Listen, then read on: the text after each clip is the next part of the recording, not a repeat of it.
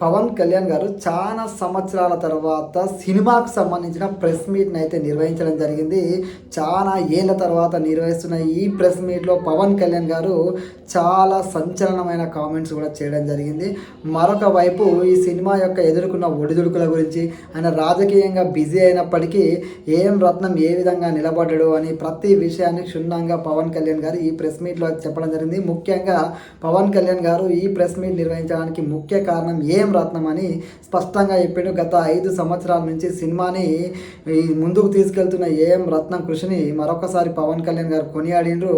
అదేవిధంగా రాజకీయంగా ఆయన ఎంత బిజీగా ఉన్నప్పటికీ ఏఎం రత్నం పట్టు వదలకుండా సినిమాని అయితే కంప్లీట్ చేసిందని చెప్పేసి పవన్ కళ్యాణ్ గారు ఏఎం రత్నం గురించి చెప్పిండు. అదేవిధంగా చాలా ఏళ్ళ తర్వాత వస్తున్న ఇద్దరి కాంబోలో వస్తున్న సినిమా ఇది. గతంలో ఖుషి లాంటి సినిమా వచ్చి బ్లాక్ బస్టర్ హిట్ అయింది. ఖుషి తర్వాత పవన్ కళ్యాణ్ గారి క్రేజ్ ఏ రేంజ్లో ఉండిపోయిందో అందరికీ తెలిసిన విషయమే.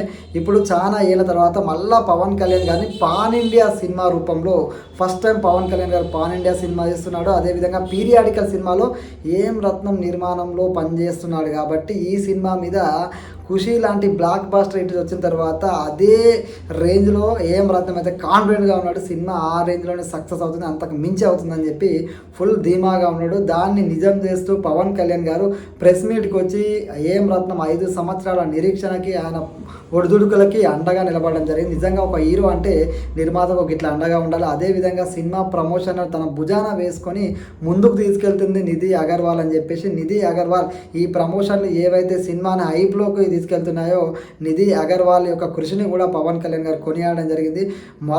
మరొక విధంగా పవన్ కళ్యాణ్ గారు సినిమా ఇండస్ట్రీ గురించి కూడా సంచలన వ్యాఖ్యలు చేసిండు.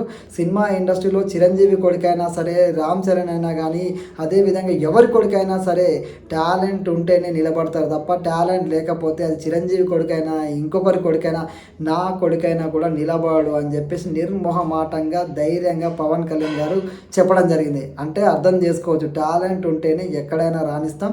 అది ఇంత కూడా ఆలోచించకుండా పవన్ కళ్యాణ్ గారు స్పష్టంగా చెప్పడం జరిగింది. ఈ సినిమా మొదలెట్టినప్పుడు ఉన్న క్రిష్ ఏదైతే ఉన్నాడో, సినిమాను మొదలెట్టిన క్రిష్ డైరెక్టర్, ఆయన కూడా గుర్తు తెచ్చుకొని మరి ఈ యొక్క వ్యాఖ్యలు చేయడం జరిగింది. క్రిష్ గారిని అభినందించడం జరిగింది. ఎంఎం కీరవాణి గారిని, అదేవిధంగా సినిమాకు పనిచేసిన అందరి గురించి పవన్ కళ్యాణ్ తనదైన సరే చెప్పిండు. Last but not least Pawan Kalyan garu ఒకే ఒక్క మాట చెప్పిండు. కొంతమంది ఆయన గురించి ఏదే విధంగా అనుకున్నా ఆయన ఉందాతనం, ఆయన గొప్పతనం ఏంటంటే ఇక్కడ మనకు అర్థమైపోతుంది. పవన్ కళ్యాణ్ గారు స్వయంగా చెప్పారు, నా సినిమా మిగతా హీరోల కంటే అంతకు మించిన బిజినెస్ సాధించకపోవచ్చు, లేదంటే అంతకన్నా నేను తక్కువగా ఉండొచ్చు, కానీ ఖచ్చితంగా సినిమా అనేది బలంగా మీ అందరి మనసుల్ని గెలుచుకుంటుంది, సినిమా బ్రహ్మాండంగా ఉంటుందని చెప్పి మాట్లాడాడు.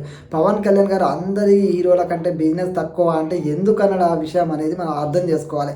పవన్ కళ్యాణ్ గారు రాజకీయంగా బిజీ అయిపోయినప్పటి నుంచి పాన్ ఇండియా సినిమాలు వస్తున్నాయి. ఒక్కొక్కరు దేశవ్యాప్తంగా కీర్తిని గడిస్తున్నారు. మన తెలుగు సినిమా రేంజ్ కూడా పెరిగిపోయింది. అదేవిధంగా కలెక్షన్లు వస్తున్నాయి కాబట్టి గతంలో పవన్ కళ్యాణ్ రేంజ్ ఏందో ప్రతి ఒక్కరికి తెలుసు, యావత్ దేశానికి తెలుసు, ప్రపంచానికి తెలుసు. కానీ ఇప్పుడు పవన్ కళ్యాణ్ గారు చేసిన వ్యాఖ్యలు కొంతమంది పవన్ కళ్యాణ్ గారు తగ్గిస్తూ మాట్లాడవచ్చు. కానీ ఒకటి గుర్తుపెట్టుకోవాలి, హనుమంతుని కూడా తన బలం ఏంటో తనకు తెలియదు. పవన్ కళ్యాణ్ గారి బలం ఏందనేది యావత్ ప్రపంచానికి తెలుసు. కానీ పవన్ కళ్యాణ్ గారు ఎందుకు వ్యాఖ్యలు చేసినట్టే, పాన్ ఇండియా స్థాయికి సినిమా ఎదిగిపోయినప్పుడు ఆయన పాన్ ఇండియా సినిమా ఇప్పటిదాకా తీయలేదు, ఈ సినిమాతోనే పాన్ ఇండియా సినిమా తీస్తాడు కాబట్టి పవన్ కళ్యాణ్ గారు ఈ వ్యాఖ్యలు చేసిన. లేదంటే పవన్ కళ్యాణ్ గారి స్థాయి ఏందనేది ప్రతి ఒక్కరు తెలిసిన విషయమే. పవన్ కళ్యాణ్ గారు తన యొక్క స్థాయిని కాకుండా పవన్ కళ్యాణ్ గారు వాస్తవాన్ని ఇంత కూడా నిర్మోహమాటంగా, ఇంత కూడా ఇన్సెక్యూరిటీగా ఫీల్ అవ్వకుండా తన మనసులో ఉన్న మాటల్ని ఎవరో అనుకుంటారు, ఎవరో తన స్థాయిని తగ్గిస్తారని ఆయన ఎప్పుడూ అనుకోడు. ఎందుకంటే ఆయన ఏందనేది మాటల్లో ఎప్పుడు చేతల్లో చూపిస్తాడు. గతంలోనే 100% స్ట్రైక్ రేట్ తోటి విజయం సాధించి మాటల్లో కాదు చేతల్లో చూపిస్తాడు.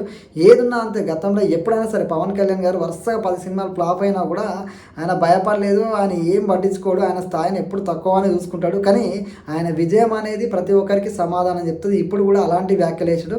చాలామంది ఆయన గురించి రకరకాలుగా నెగిటివ్గా మాట్లాడవచ్చు, కానీ ఆయన స్థాయి ఏందనేది మనసు మీద చేయి వేసుకుంటే ప్రతి ఒక్కరికి అర్థమైపోతుంది.